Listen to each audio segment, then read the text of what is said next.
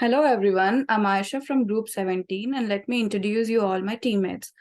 Chandana Ganreddy, Nagula Anirudh Sai, Varun Reddy, Manogna Alepu and Sahiti Lucky Reddy. And our topic is neural network and I'm going to tell you about what is neural network.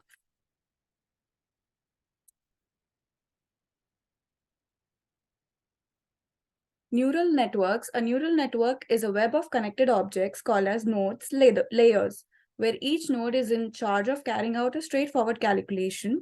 A neural network acts similarly to human brain neurons in this manner.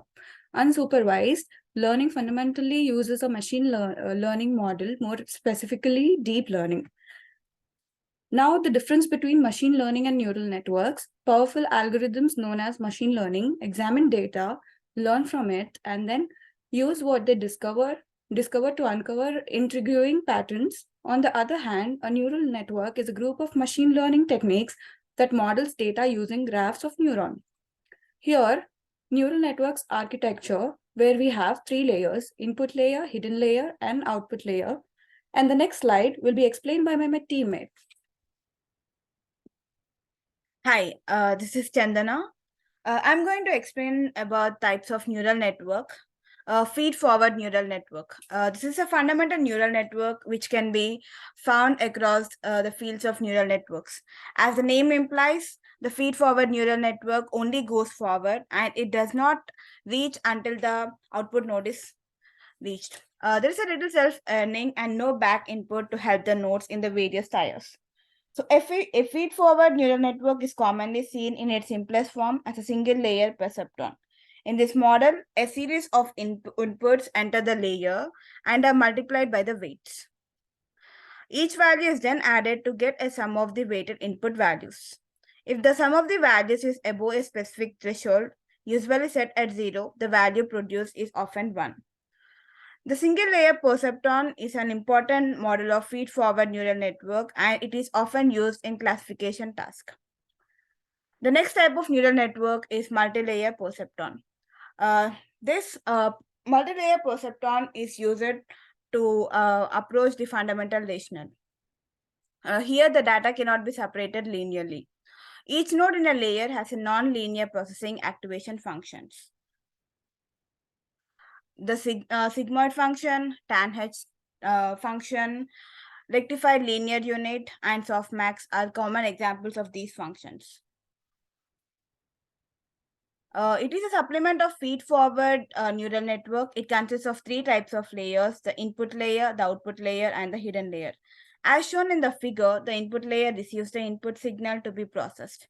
The required tasks such as prediction and classification is performed by the output layer. An arbitrary number of hidden layers that are placed in between the input and the output layers are true computational engine of the multi-layer perceptrons.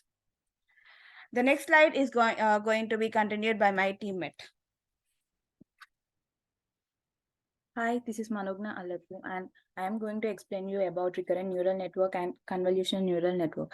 A typical type of artificial neural network is used in speech recognition and natural language processing.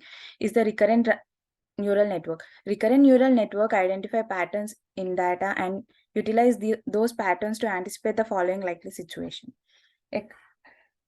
A recurrent neural network is a type of artificial neural network which uses sequential data and time series data. These deep learning algorithms are commonly used for ordinal and temporal problems such as language translation, natural language processing, speech recognition, and image captioning. They are incorporated into popular applications such as Siri, Voice Search, and Google Translate.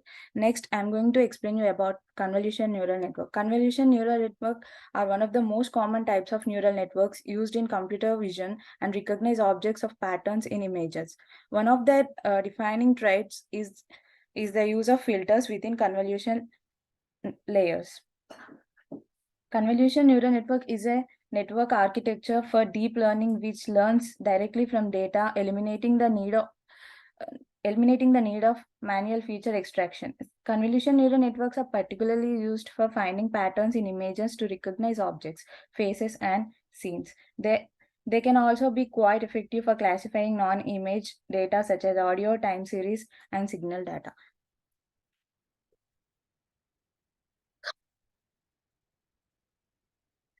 Hi, this is Saiti Lakiredi. I'm going to explain about long short-term memory. Long short-term memory uses a series of gates which control how the information in a sequence of data comes into, stored in and leaves the network. There are three gates in typical LSTM: forget gate, input gate, and output gate. These gates can be thought of as filters and are each their own neural network. Here, it is a variety of recurrent neural networks that are capable of learning long term dependencies, especially in sequence prediction of problems.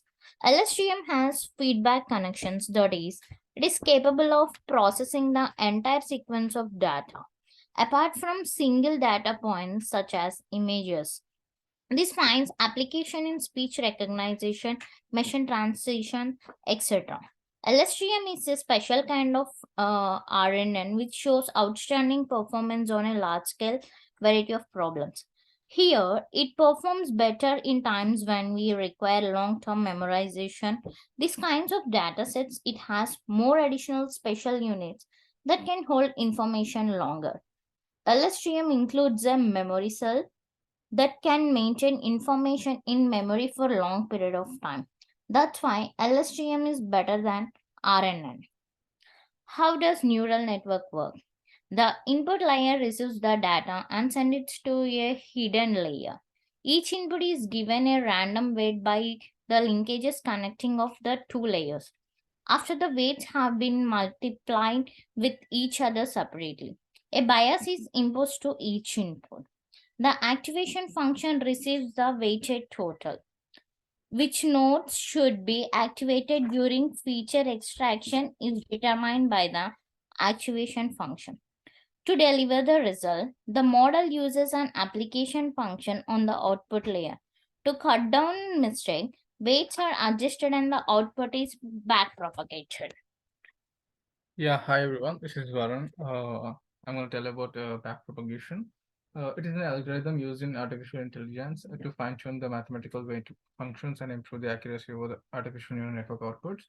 A neural network can be thought as a group of connected input-output nodes. The level of accuracy of each node produces express a loss function error rate.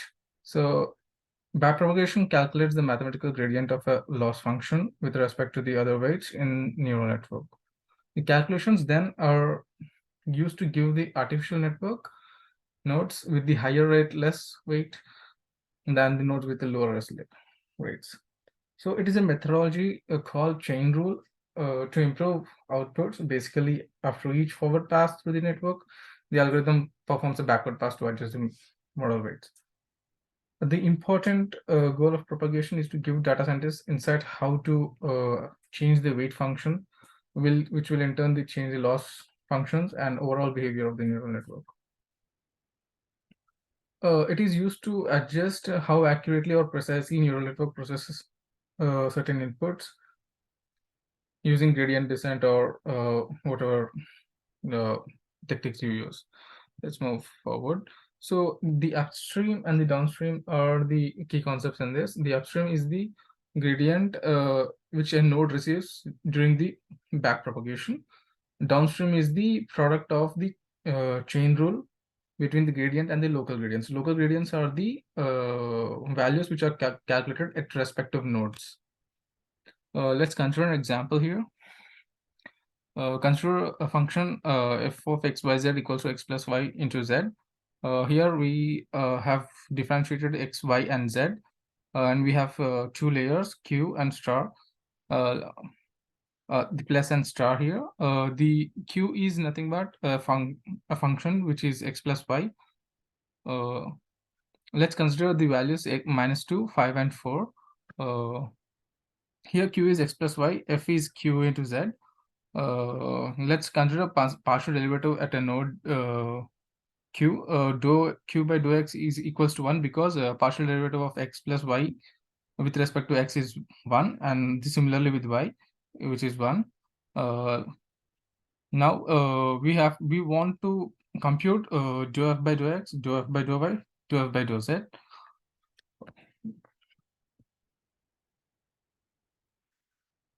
Hello, I'm Anirudh and I'm going to explain the remaining part of the backpropagation example.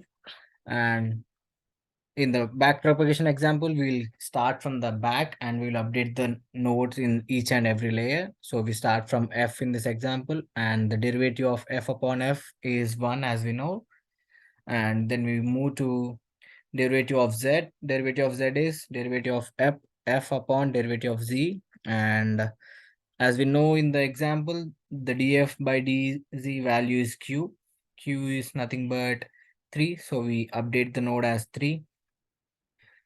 And then after we go for q, then we need to get the value of derivative of f by derivative of q.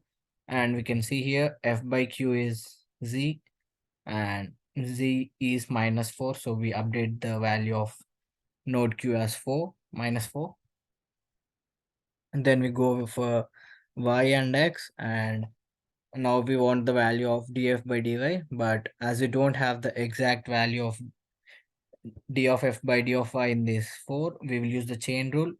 So we divide the df by dy as df by dq and dq by dy. So as we have the values of df by dq and dq by dy, so the value of updated at node y gonna be df by dq, that is z, and dq by dy, that is 1.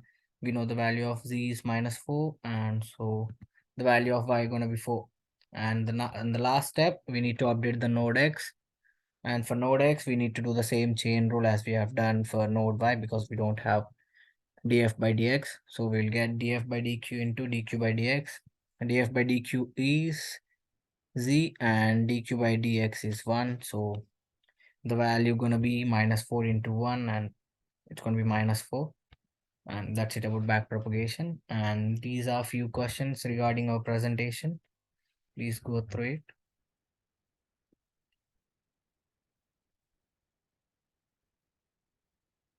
Yep. Thank you.